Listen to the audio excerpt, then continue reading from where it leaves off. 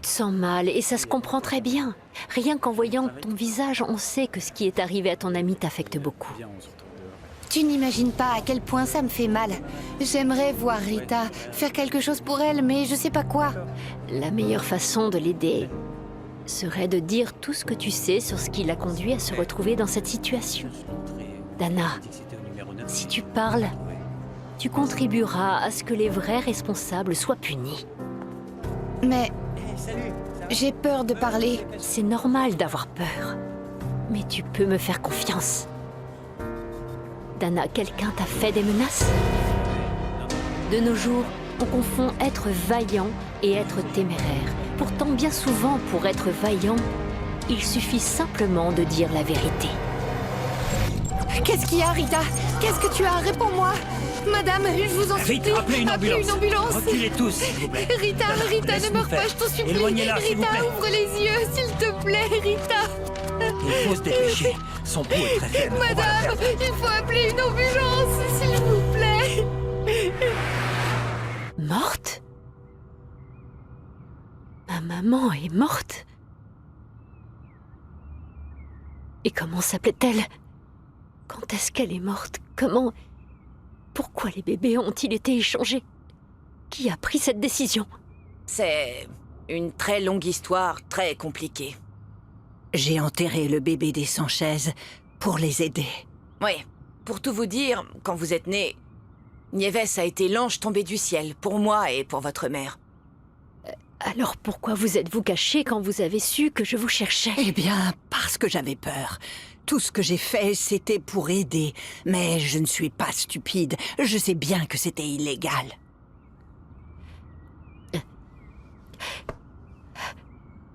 Racontez-moi tout depuis le début pour pouvoir comprendre, s'il vous plaît. Votre mère s'appelait Yoali. Yoali.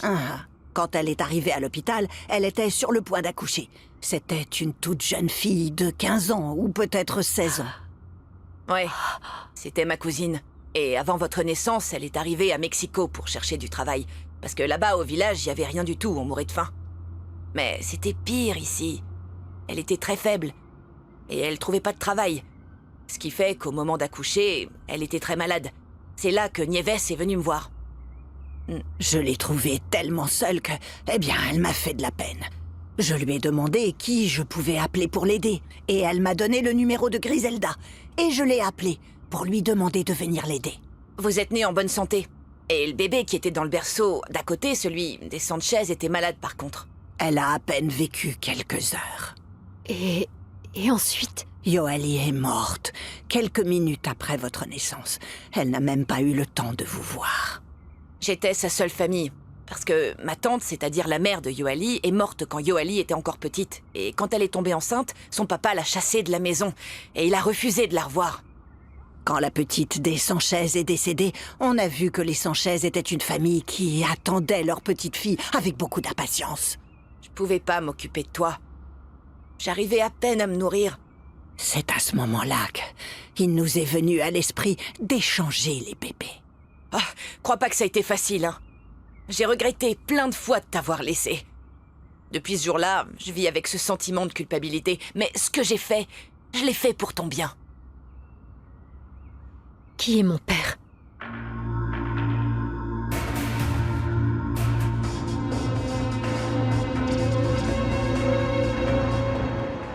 Je t'en prie, ne joue pas à la martyre et n'exagère pas. Qu'est-ce qui t'arrive?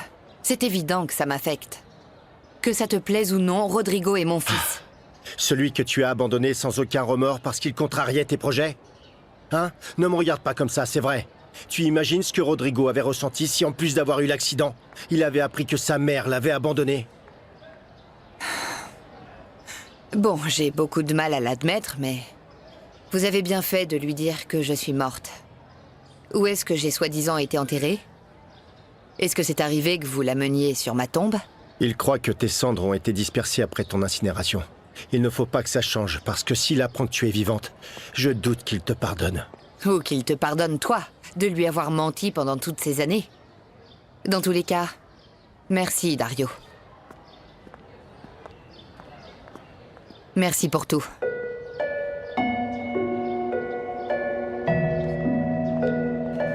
Dites-moi, docteur, entre vous et moi, est-ce que vous savez si Biogenelab accorde des prêts? Et si oui, comment on peut faire la demande? Ça, c'est le genre de choses à voir avec Fabiola Mascaro.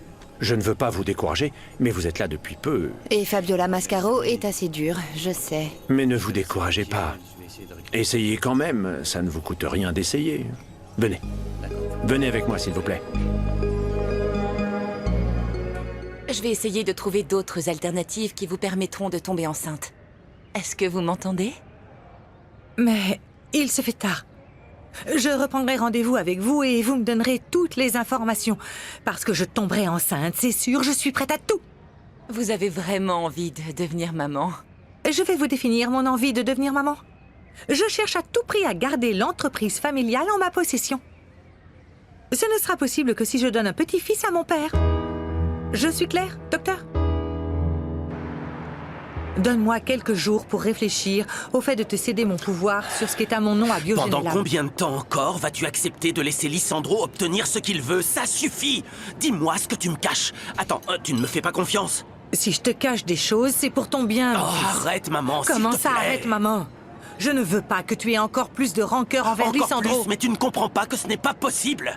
Rends-toi compte que c'est à toi que la rancœur fait du mal. C'est précisément pour cela que j'ai décidé de réparer l'erreur que j'ai faite sans le vouloir lorsque Lysandro t'a éloigné de moi et personne, ni même toi, ne t'a écouté, ne t'a cru. C'est justement ce que tu es en train de faire maintenant, Non, maman. pas du Bien tout, sûr mon que fils. si, maman. Tu es en train de nous éloigner. Si au moins tu me parlais du chantage qu'il te fait. C'est par rapport à mon père, c'est ça? Lysandro ne sait pas qui était ton père. Arrête d'insister. Je te l'ai dit 1000 fois. Ton père est décédé. Même si Lysandro me fait des menaces, je vais me séparer de lui. Mais je dois faire très attention. Comment va Rita? On s'occupe d'elle? Qu'est-ce Allons, qu'elle a? essaie de te calmer. Rita a été transférée à l'hôpital. Ses parents sont en route. Je peux la voir, s'il vous plaît? Je veux la voir, Pour s'il le vous moment, plaît. ce n'est pas possible. Il faut d'abord que les médecins l'examinent. Dana, Rita a fait une overdose d'une drogue qu'elle a consommée. Comme tu es sa meilleure amie, tu connais peut-être la personne qui lui donne ses cachets. Si tu veux vraiment aider ton amie, il faut que tu me le dises. Tu devrais essayer de garder ton calme. On se parlera plus tard. Ta mère vient te chercher. Après une crise comme celle-là, le mieux est que tu rentres chez toi, d'accord?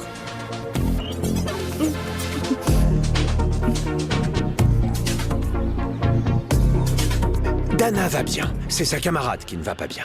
Oui, c'est vrai, mais ça me terrorise de savoir que ma fille fréquentait une jeune délinquante pareille. Sa meilleure amie n'est rien d'autre qu'une trafiquante à 13 ans à peine. Ne blâme pas cette adolescente. À cet âge-là, ils ne sont pas encore conscients de la portée de leurs actions. Derrière elle, il y a forcément quelqu'un d'autre. Non, c'est sûr. J'imagine le genre de parents que la petite Rita doit avoir. Je suis sûre qu'ils ne sont même pas derrière leur gamine. C'est certain, ils doivent mourir de faim avec pain à sous en poche. C'est Non, mais normal tu que leur t'entends gamine- parler, Carmen. Tu te laisses emporter par tes préjugés infondés. Tu n'as pas la moindre preuve de ce que tu Oui, dis. d'accord, excuse-moi. D'accord. Oui, tu as raison. Et merci encore de m'amener chercher ma fille, surtout après le moment désastreux qu'on a passé hier soir. On va discuter de ce qui s'est passé. Mais je suggère qu'on le fasse après, d'accord? Allons-y. Oui, allons-y. Ne croyez pas que je sais beaucoup de choses sur lui. Le peu qu'Yoali m'avait raconté, c'est que votre père était un mec typique de la ville qui embobinait les petites villageoises. Dès qu'il a pu, il l'a mise dans son lit et après avoir fait ce qu'il voulait de la pauvre Yoali, il s'est barré. Et elle n'a plus eu de ses nouvelles? Quand elle a voulu le voir pour lui dire qu'elle était enceinte, vous savez ce qu'il a fait? Il l'a envoyé balader. Il voulait pas s'occuper du bébé.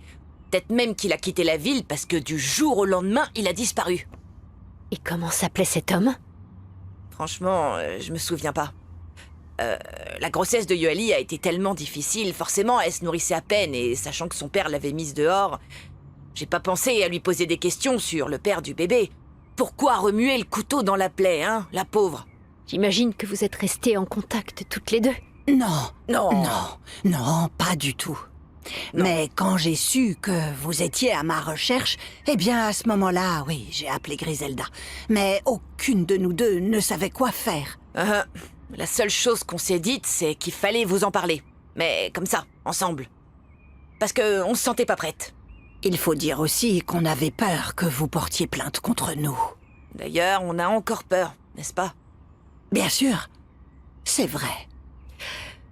Honnêtement, si ce n'était pas à cause de mon état de santé, je n'aurais jamais su que je ne suis pas la fille de Sonia et Camilo. Comment ça, votre état de santé?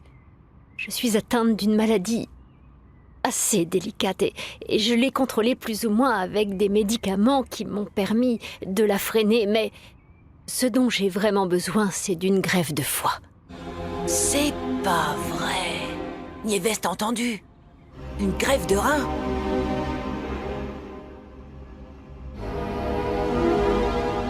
C'est moi qui me fais des idées ou t'es réellement très silencieuse depuis qu'on est rentré de l'université? Moi? Oui, toi. Ah, non, ça y est, je sais pourquoi tu dis ça. En fait, ça fait un moment que je me parle à l'intérieur. Ben ouais, je t'assure, c'est quelque chose que je fais beaucoup. Même si tu t'en étais jamais rendu compte, tu devrais essayer. Et je réfléchissais aussi aux études que je vais faire. J'espère que ce sera super et que je pourrai vraiment aider beaucoup de gens. D'accord. Bon, alors si tu veux, tu peux commencer par moi. Comment ça? Ben oui, aide-moi. Aide-moi à préparer un bon petit plat. Ça te dit? Là, là, comme ça, tu sais cuisiner, toi. Mais bien sûr, je vais te croire. T'es du genre à cramer tes pâtes. Attention, Gemma, ne me vexe pas. Cuisiner est l'un de mes nombreux talents. Calmez-vous, monsieur. Non, c'est vrai, je t'assure. D'ailleurs, je me rappelle que petit, j'aidais ma mère à cuisiner.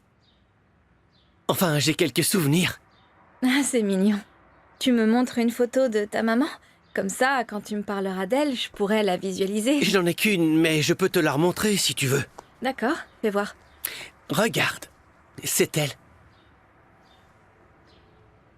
Tu vas bien, jeune fille? Qu'est-ce qui t'arrive?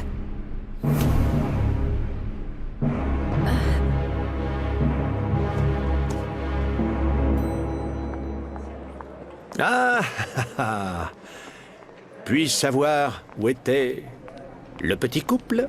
À quelle heure est la réunion avec Monsieur Mascaro? J'aime être à l'heure. Ne vous inquiétez pas pour ça, Lissandro n'est pas encore arrivé. Et ici, à Biogénélab, c'est lui qui est le maître du temps. Ah, Pas vrai? Sans cette greffe, il me sera particulièrement difficile de survivre. C'est comme cela que j'ai découvert que ni mes parents ni mon frère ne sont compatibles. Donc j'ai décidé de chercher ma famille biologique. Si vous voulez, je suis peut-être un donneur compatible. Après tout, on est de la même famille, non? La seule chose, c'est qu'il faudrait que ce soit bientôt, parce que je vis pas à Mexico, je viens d'un petit village. En ce moment, je suis chez Nieves, mais ça me coûte cher de voyager. Et séjourner à Mexico, ça coûte cher. Et franchement, j'ai pas d'argent pour ça. Il faut payer pour tout. Merci beaucoup. Premièrement, il faudrait faire des tests pour savoir si nous sommes compatibles. Mais je vais en parler à mon médecin et je vous remercie sincèrement parce que c'est déjà un grand espoir pour moi concernant ce que vous devez payer. Ne vous inquiétez pas. Je vais voir comment vous soutenir. Ah, Vous me donnez votre numéro. Comme ça, on pourra rester en contact. je le connais même pas, mais ça fait pas longtemps que j'ai celui-ci. Tenez, cherchez le numéro là-dedans. Allez-y.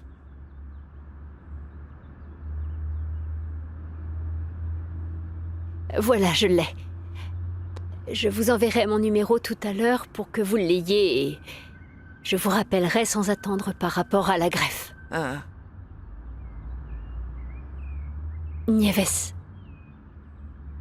merci pour tout ce que vous avez fait pour moi. Parce que d'une certaine façon, vous m'avez sauvé la vie. Oh, je vous en prie, il n'y a pas de quoi. Moi, je préfère ne rien dire, parce que je me sens vraiment mal. Ça m'aurait fait plaisir de vous élever. C'est ce que ma cousine aurait voulu. Qu'elle repose en paix. Ne vous inquiétez pas. J'ai compris que vous étiez aussi jeune qu'elle à ma naissance, donc vous n'aviez pas à vous occuper de moi. Ce qui me ferait plaisir, c'est que, indépendamment du problème de greffe, j'aimerais qu'on continue à se voir et que vous veniez chez moi pour rencontrer mes parents. Ah, mais ce sera avec grand plaisir.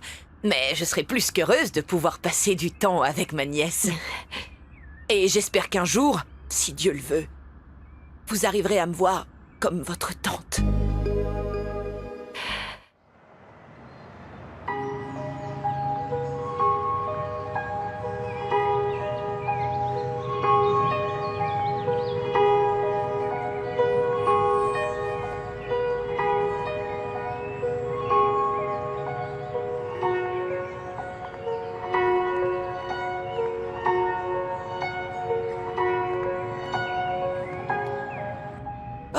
cette pauvre fille a fini par s'en aller. Ah, au fait, tu vas vraiment lui donner un rein? Je doute que tu puisses le faire. Jamais de la vie, je veux juste me la mettre dans la poche, tu comprends?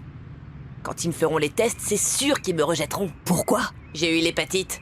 J'ai toujours eu des problèmes de santé. Je voulais qu'elle soit contente et qu'elle s'en aille. L'hépatite? Arrête un peu. Dis plutôt que c'est parce que tu continues de picoler, hein? Non, seulement lorsque c'est mérité. Bon, au moins, je crois qu'on peut être sûr qu'elle ne portera pas plainte. Ça, on s'en moque. Parlons de l'autre truc. Alors, on va le faire ou pas? Je n'arrive toujours pas à croire qu'une trafiquante de drogue soit inscrite dans ce collège. C'est incroyable. Dans votre établissement, il n'y a pas la moindre mesure de sécurité ni la moindre surveillance. Maman, arrête, s'il te plaît. C'est un bon collège. S'il y a un coupable, c'est... Un peu de respect, jeune fille. C'est une conversation entre adultes. Tu ferais mieux de te taire. Attends, Carmen, je comprends que tu sois énervée. Mais essaie de comprendre que cette situation a pris la direction de l'établissement de cours, et toi aussi. C'est vrai, madame, votre époux a... Soyons bien clairs, ce n'est pas mon époux, madame. Et j'exige que vous meniez une enquête digne de ce nom, parce que je suis à 2 doigts de retirer ma fille de ce collège. Princesse, attends-moi tranquillement ici. Maman, quand t'auras fini de travailler, on pourra aller voir Rita à Non, non, l'hôpital. non, non, bien sûr que non. Et tu vas oublier cette amitié. Dorénavant, je t'interdis de traîner avec cette trafiquante de malheur, hein? Attends. Non, mais c'est incroyable. On l'a vraiment échappé belle. Bon, allez, va t'asseoir là-bas et reste sage comme une image. Ne dis pas un mot, hein? Oh, j'en crois pas mes yeux. Quelle belle surprise. Tu devrais pas être au collège. Oh, il y a eu un problème au collège, donc ma mère est venue me chercher, mais je veux pas trop en parler. Bon, alors? Je sais pas, j'ai beaucoup aimé. Ah, c'est Vous très bien. surveillez le plat 2 minutes? Merci. Qu'est-ce qui se passe? Le chat a mangé sa langue ou quoi? On dirait que oui. Elle est bizarre depuis qu'on est rentré. Je sais pas pourquoi. Profitons de son silence pour papoter tous les deux. Oui, d'accord. Ça marche. Non, mais je suis pas sourde, hein? Alors comme ça, je suis bizarre ou je sais pas quoi? Oh, c'est énervant. Je suis pas bizarre, hein? Je suis comme ça parce qu'il m'arrive un truc de femme, un truc qui vous dépasserait complètement parce que vous êtes des hommes, donc vous ne comprenez rien du tout.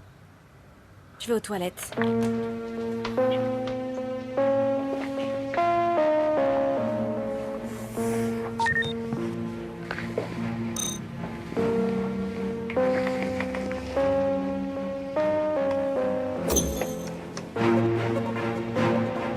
C'est une blague. Avez-vous pu étudier la contre-proposition que mes supérieurs vous ont envoyée? Tu vas encore essayer de me vouvoyer? Ne t'énerve pas, mais je t'ai doublé. Je me suis directement adressé à tes supérieurs et je leur ai demandé un petit peu plus de temps. Et pourquoi m'avoir doublé? Je suis venue à Mexico exclusivement pour représenter mes supérieurs pour discuter avec vous. Mais il y a des choses qui se résolvent mieux entre hommes. Je suis sûr que tu le comprends. Non.